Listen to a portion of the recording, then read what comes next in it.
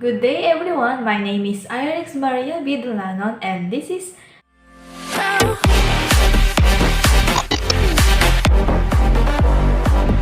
for today's kalaman, tuturuan ko kayo kung paano mag-retrieve ng missing Mendeley plugin sa iyong Microsoft Word.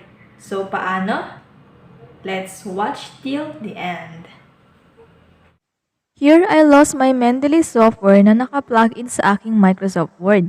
Your Mendeley plugin will lose if hindi mo siya ginagamit ng madalas. The Mendeley seems to deactivate itself. So, I will demonstrate kung paano natin ito maibabalik. Sa first step is go to File. Step 2, go to Options.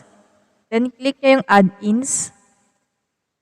So dito, makikita natin na listed ang Mendeley sa inactive application add-ins.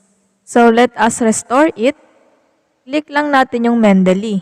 I-click lang yung Manage and click Word add-ins, then click Go. Then click Mendeley, then click Add.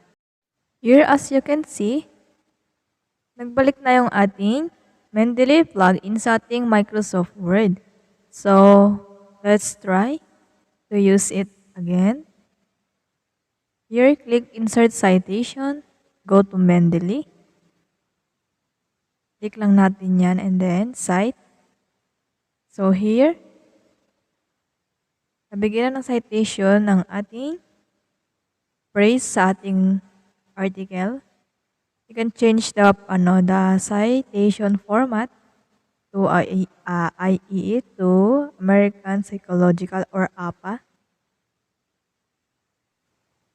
I will demo again another example on citation.